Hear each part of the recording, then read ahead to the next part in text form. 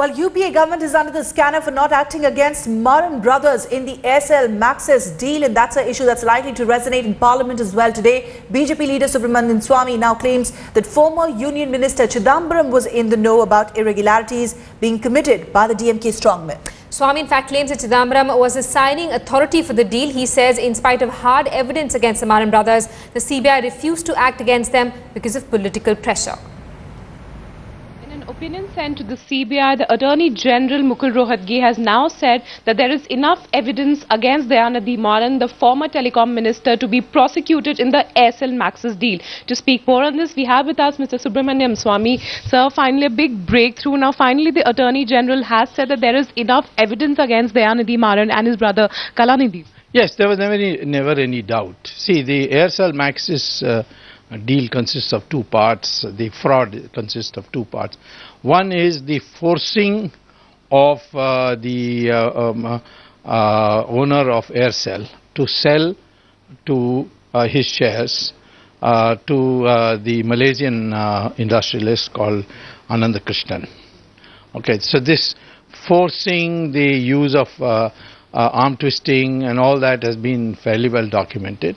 And then subsequently, when the deal went through, his brother Kalanidhi Maran, who runs the Sun TV, he got a lot of benefits.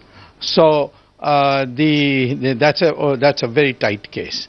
But there's another part which is connected also, which is that what happened ultimately was that Aircel was sold 100% to Krishnan's Maxis. Now, under the foreign direct investment rules, you cannot sell more than 74% for telecom matters. Now, how did you sell 100%? 100% was sold by a trick. They created a dummy Indian company. This dummy Indian company acquired the 24%. But the money for buying those shares was provided by Maxis itself, and the price they paid per share was far less than what he was paying. Now, this we didn't know till Maxis himself, the Krishnan, boasted to the Malaysian Stock Exchange, because where they have to make a full and proper disclosure, and there you get caught, you are in trouble. Here, you can get away with murder. So therefore, he declared to the Malaysian Stock Exchange that I have acquired 100%.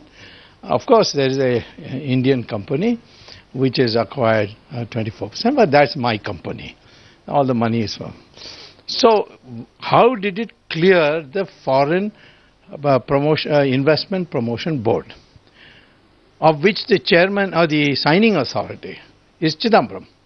So that part is also my case, which is pending. It's an IA 36, interlocutory application number 36.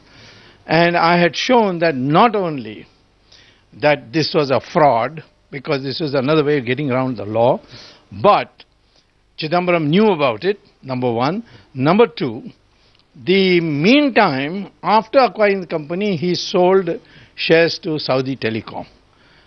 And now the company is practically become Saudi Telecom, which is also a violation of the law. Okay, so this is a big, gigantic thing. Last time Mr. Chidambaram escaped because of the kinds of things Mr. Markandeya Kachu was speaking about, going to the Chief Justice through the PMO and all that. But this time, this is an open shut case. And after Maran, the next step would be Chidambaram. So for the past couple of years, we have been seeing the ball going to different courts, literally in the sense. And we have seen everybody putting the blame on the other. The files were kept with the Attorney General, the former Attorney General, who later on said that the new government should handle this case. And within months of the new government coming into place, now we have the Attorney General coming out and saying that he can be prosecuted. Yes, because you see that government, unfortunately, right from the top to bottom, it always happens that way. If the top is corrupt, everything has been corrupt, and so everybody was afraid they would lose their job. And in India, job is a very important thing, so many people just buckle. and therefore I'm not surprised that Mr. Vahanavati just sat on the files. What is interesting is even the CBI director at that time had said that there is not enough evidence against the Marans. How do you think this new opinion of the new AG will go down with the CBI director? Well, the CBI director, in my opinion, has lost all credibility.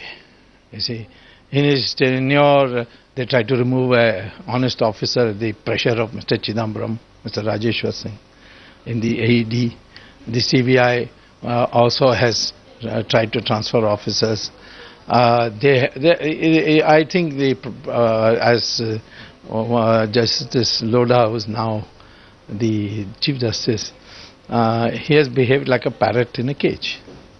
Sir, if the opinion of the Attorney General is taken into consideration, what could be the maximum punishment that could be given to Dayanidhi Maran and his brother in this case? Well, it depends on the number of charges, because the one charge alone will give him 7 years.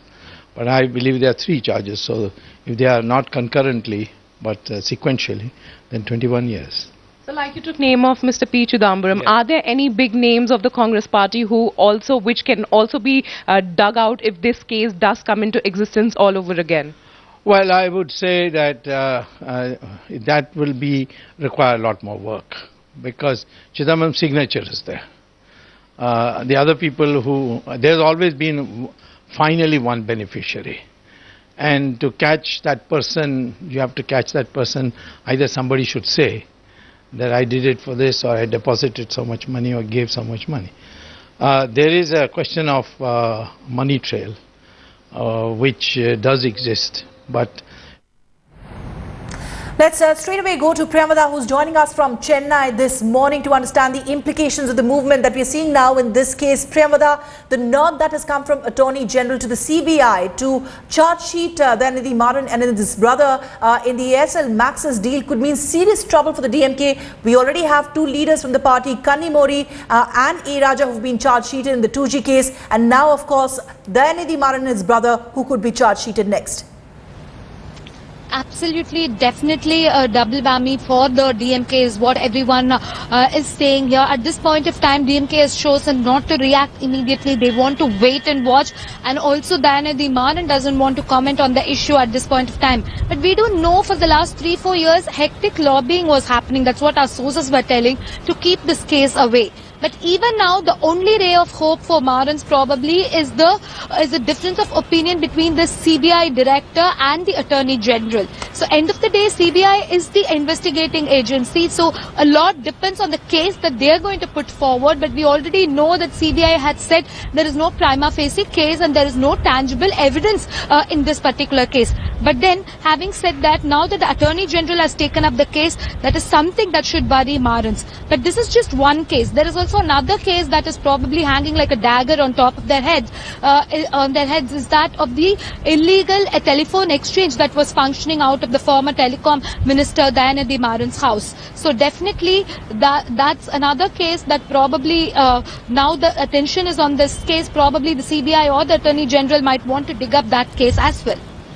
Well, clearly fresh trouble for the already beleaguered DMK with the AG nod for prosecution of Maran brothers in the Aircel-Maxis deal. Priyamvada, thanks for joining us.